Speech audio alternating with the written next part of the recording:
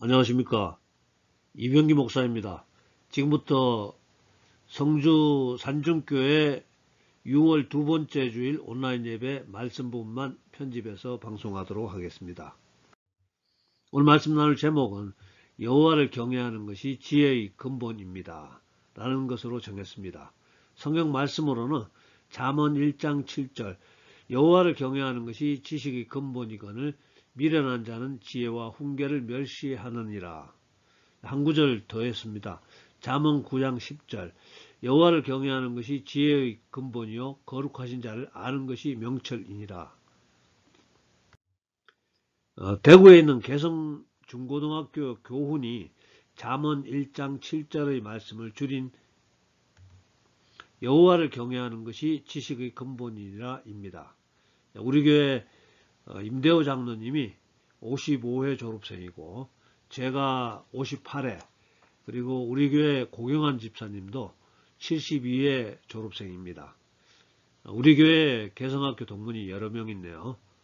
보시는 사진은 1931년도에 건축한 핸더슨 관으로 불립니다. 지금도 그 자리에 있다고 들었습니다. 개성학교는 116년 된 학교고요.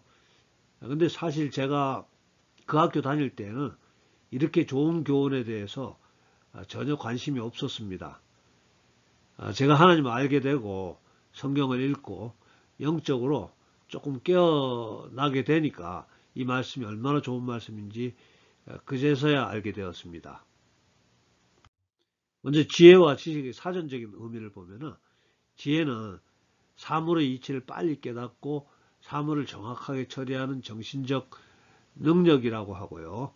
지식은 어떤 대상에 대하여 배우거나 실천을 통하여 알게 된 인식이나 이해랍니다. 무슨 소리인지 금방 이해가 되는 건 아니니까 오늘 그냥 우리는 지혜와 지식을 하나로 생각해서 우리에게 꼭 필요한 좋은 능력이라고 생각하겠습니다.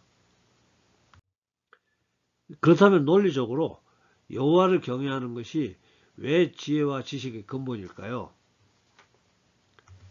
첫째는 여호와를 경외하는 사람은 권위를 인정하게 되는데요. 이것이 지혜와 지식의 근본입니다. 신약 성경 로마서 13장 1절에 각 사람은 위에 있는 권세들에게 복종하라. 권세는 하나님으로부터 나지 않음이 없나니 모든 권세는 다 하나님께서 정하신 바라. 먼저 권세와 권위에도 사실은 사전적으로 복잡한 차이점이 좀 있지만 우리는 이것도 그냥 혼용해서 사용하겠습니다. 아무튼 하나님은 우리에게 권위가 있는 권세에게 복종하라고 명령하십니다. 근데 지금 시대 분위기는 권위를 인정하지 않는 것이 유행처럼 번져나가고 있습니다. 가정의 부모들이, 학교의 선생님들이, 또 군부대 장교들이, 정부의 권력기관들이 모두 한 목소리로 권위의 붕괴를 호소하고 있습니다. 그런 성경 말씀에 순종해서 권위를 인정하게 되면은 그런 사람들은 부모의 권위를 인정하게 되고, 또 부모 권위를 인정하는 사람은 선생님의 권위, 또 상관의 권위를 인정하게 되고, 또 선생님과 상관의 권위를 인정하는 사람이 학업 성취 능력이나 업무 능력이 당연히 향상됩니다. 선생님의 권위를 인정하지 못한다면 어떻게 그 선생님의 가르침을 잘 받아들일 수 있겠습니까? 또 상관의 권위를 인정하지 못한다면 어떻게 그 상관이 가진 노하우를 배울 수 있겠습니까? 두 번째는 여호와를 경외하는 사람은 경청할 줄 알게 되는데요. 이것이 또 지혜와 지식의 근본을 가져오게 됩니다. 구약 성경 잠언에 아버지가 아들에게 이렇게 가르치네요. 잠언 4장 20절 내 아들아 내 말에 주의하며 내가 말하는 것에 내 귀를 기울이라. 우리의 하늘 아버지도 자기 자녀들이 자기의 말씀 듣는 것을 매우 중요하게 여기십니다. 따라서 하나님을 경외한다는 것은 하나님의 말씀을 듣는 것이 기본인 것입니다. 사도 바울도 로마서 10장 17절로 그러므로 믿음은 들음에서 나며 들음은 그리스도의 말씀으로 말미암았느니라. 자, 우리의 믿음도 듣는 것에서부터 시작한다고 가르치고 있습니다. 뿐만 아니라 하나님을 경외하는 우리가 교회에서 하나님께 예배하며 또 설교자의 말씀에 귀 기울여 경청할 때 그 집중하는 태도가 그대로 지식의 습득 태도로 이어진다는 거죠.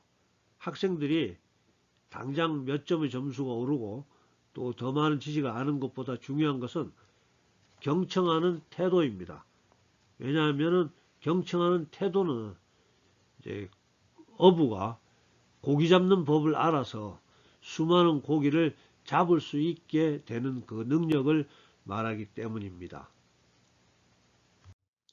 세 번째로는 여호와를 경외하는 사람은 좋은 성품으로 변화되는데 이것이 지혜와 지식의 근본입니다. 하나님을 경외하고 하나님을 더 깊이 알아갈 때 신의 성품에 참여하게 된다고 베드로 사도가 이렇게 편지를 했습니다. 즉 예수님께서 베드로 후서 1장 4절로 예수님께서 지극히 큰 약속을 우리에게 주사 이 약속으로 말미암아 너희가 정욕 때문에 세상에서 썩어질 것을 피하여 신성한 성품에 참여하는 자가 되게 하려 하셨느니라. 즉 예수님의 좋은 성품을 담게 된다는 말입니다.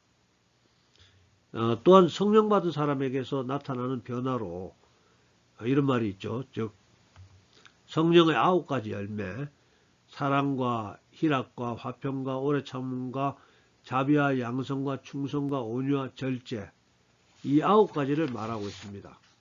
이렇게 좋은 성품은 지혜의 샘과 같아서 지속적으로 지식 습득에 진보를 가져올 수 있는 능력이 됩니다.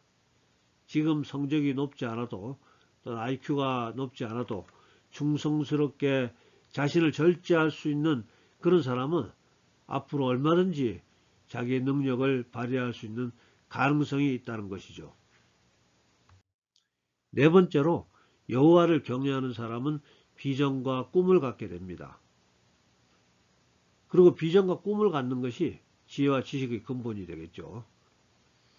성경 안에는 수없이 많은 영웅 호걸들이 등장합니다. 여호와를 경외하고 하나님 말씀 묵상할 때 하나님 저도 모세 같은 인물이 되고 싶어요.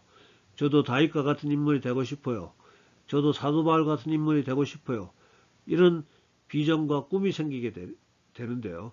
이 비전과 꿈이야말로 스스로 지식을 습득할 수 있는 동기를 유발하기 때문입니다. 공부를 열심히 해야 되겠다는 동기부여를 주기 때문이죠. 또 업무를 잘해야 되겠다는 동기부여를 주기 때문입니다. 자, 다섯 번째로 여호와를 경외하는 사람은 통찰력을 갖게 됩니다. 통찰력을 갖는 것이 지혜와 지식의 근본입니다. 하나님은 이 땅에 보이는 것이 실제가 아니라는 것을 깨닫게 해 주십니다. 여호와를 경외하기 위해서는 마음의 눈을 떠서 보이지 않는 세계를, 즉 영적인 세계를 볼 수 있어야 됩니다. 보이지 않는 것을 보게 되고 초월의 세계를 알게 됩니다. 보이지 않는 세계를 볼 수 있는 통찰력은 마치 비행기를 타고 하늘 높이 올라가서 자신이 살고 있는 도시를 내려다보는 것과 같습니다. 여호와를 경외함으로 갖게 되는 이 통찰력은 공간적으로 전체를 바라볼 수 있는 시각일 뿐만 아니라 시간적으로도 창조부터 종말까지를 깨달을 수 있는 넓은 시야를 우리에게 열어줍니다. 영안을 열어주죠. 이와 같이 여호와를 경외할 때 얻게 되는 이 지혜와 지식은 단지 지식과 정보를 얼마 더 많이 습득하는 것과는 비교되지 않을 정도입니다. 이 지혜와 지식은 물이 뿜어져 나오는 샘과 같아서 우리의 자녀들로 하여금 수많은 지식을 얻는 능력의 원천이 된다는 뜻입니다. 자, 보시는 그림은 이스라엘 백성들이 출애굽 시에 물이 없어서 불평하자 하나님이 모세에게 호렙산 바위를 지팡이로 치라고 해서 그렇게 순종했더니 바위에서 물이 터져나와 200만 명의 이스라엘 사람들이 갈증을 해소하게 되었다는 이야기를 그린 그림입니다. 여호와를 경외함으로 얻게 되는 지혜의 흐름이 이와 같은 물줄기라는 것을 제가 설명드리고 싶습니다. 지금까지 저는 여호와를 경외하는 것이 왜 지혜와 지식의 근본일까? 물음에 대한 논리적인 이유 5가지를 소개해 드렸습니다. 이번에는 구약의 하나님만 믿고 있는 유대인들을 한번 살펴보겠습니다. 현재 이스라엘은 중동의 작은 나라죠. 나라의 면적은 우리나라 경상도 크기라고 하는데요. 인구는 약 830만 명 정도라고 합니다. 근데 실제 전 세계에서 유대인으로 분류되는 인구 수는 약 1500만 명으로 전 세계 인구 75억 명 중에 약 0.2%의 2%에 불과하다고 하죠. 그러나 역대 노벨상 수상자 중 유대인이 총 200명 정도 된다고 해서 전체 수상자 중 약 22%에 해당하는 비율이라고 합니다. 즉 세계 인구 0.2% 인구에서 22% 노벨상 수상자가 나왔다면 지혜와 지식이 좀 뛰어난 민족이라고 인정할 수 있겠죠. 이처럼 유대인들이 반쪽짜리 성경, 구약만 인정하고 구약의 여호와만 경외하는데도 불구하고 사정이 이렇습니다. 그렇다면 신약의 하나님은 어떤 분이신가요? 당연히 예수님이시죠. 구약 성경 솔로몬이 기록한 잠언에는 하나님께서 천지 창조하실 때 이미 지혜가 예수님이 거기 있었다고 하면서 지혜가 바로 예수님임을 소개하고 있습니다. 잠언 8장 27절에서 31절로 그가 하늘을 지으시고 궁창을 해면에 두르실 때 내가 거기 있었고 그가 위로 구름 하늘을 견고하게 하시며 바다의 샘들을 힘있게 하시며 바다의 한계를 정하여 물이 명령을 거스르지 못하게 하시며 또 땅의 기초를 정하실 때 내가 그 곁에 있어서 창조자가 되어 날마다 그의 기뻐하신 바가 되었으며 항상 그 앞에서 즐거워하였으며 사람이 거처할 땅에서 즐거워하며 인자들을 기뻐하였느니라. 자, 세상에서 가장 지혜로웠다고 하는 솔로몬이 지혜는 바로 예수님이시고 예수님이 창조자임을 알고 후대 사람에게 계시하는 내용입니다. 사도 바울도 골로새의 성도들에게 보내는 편지에서 이렇게 이야기합니다. 골로새서 2장 2절에서 3절로 하나님의 비밀인 그리스도를 깨닫게 하려 함이니 그리스도 안에는 지혜와 지식의 모든 보화가 감추어져 있느니라. 예수님 안에 지혜와 지식의 모든 보화가 감추어져 있다고 이야기합니다.